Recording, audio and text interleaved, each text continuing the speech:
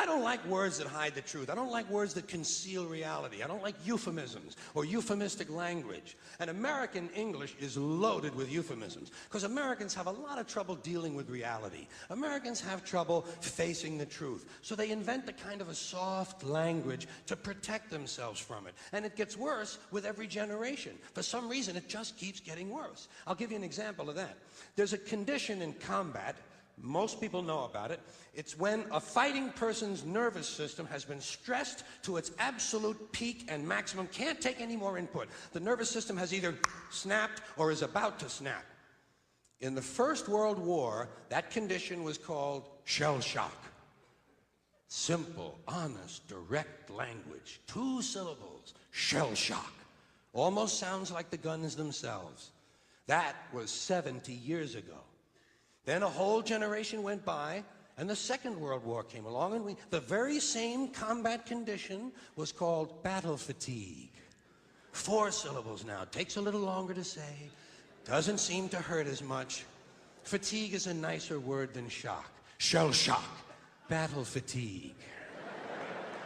Then we had the war in Korea, 1950. Madison Avenue was riding high by that time, and the very same combat condition was called operational exhaustion.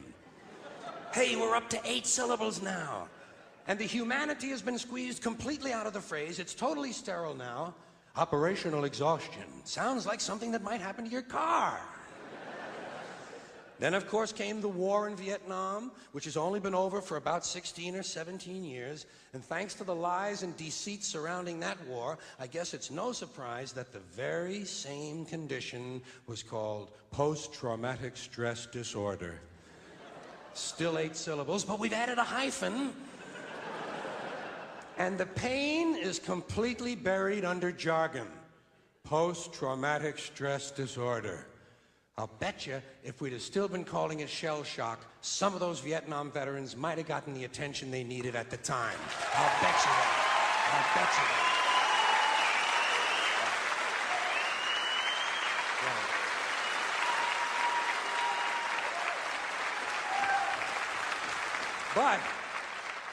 But it didn't happen. And one of the reasons is because we were using that soft language, that language that takes the life out of life. And it is a function of time. It does keep getting worse. Give you another example. Sometime during my life, toilet paper became bathroom tissue.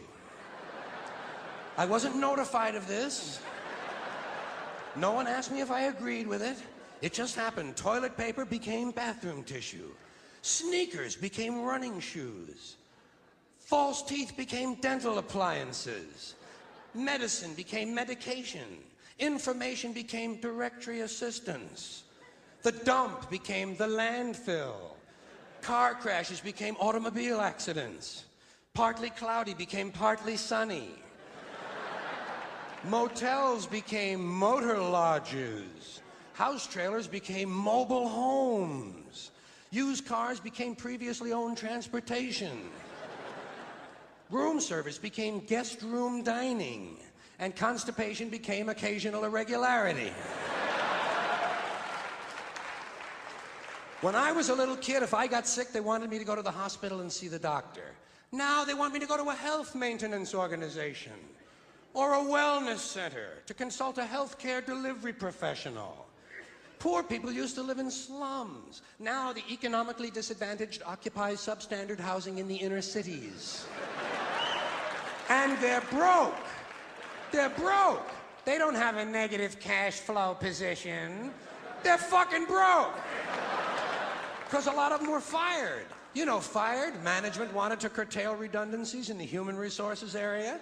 So many people are no longer viable members of the workforce. Smug, greedy, well-fed white people have invented a language to conceal their sins. It's as simple as that. The CIA doesn't kill anybody anymore. They neutralize people. Or they depopulate the area. The government doesn't lie. It engages in disinformation. The Pentagon actually measures nuclear radiation in something they call sunshine units. Israeli murderers are called commandos. Arab commandos are called terrorists. Contra killers are called freedom fighters. Well, if crime fighters fight crime and firefighters fight fire, what do freedom fighters fight? They never mention that part of it to us, do they? Never mention that part of it.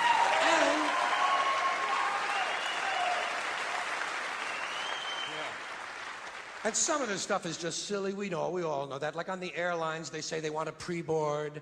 Well, what the hell is pre-board? What does that mean? To get on before you get on? They say they're going to pre-board those passengers in need of special assistance. Cripples.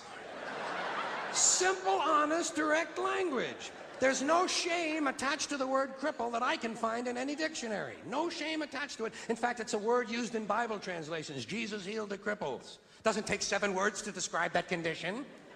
But we don't have any cripples in this country anymore. We have the physically challenged.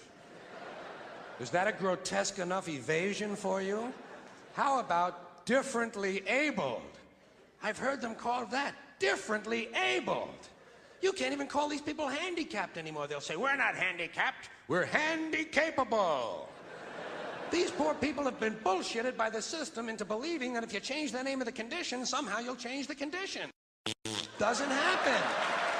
Doesn't happen. We have no more deaf people in this country, hearing impaired. No one's blind anymore, partially sighted or visually impaired. We have no more stupid people. Everybody has a learning disorder. Or he's minimally exceptional. How would you like to be told that about your child? He's minimally exceptional. Oh, thank God for that. Psychologists actually have started calling ugly people those with severe appearance deficits.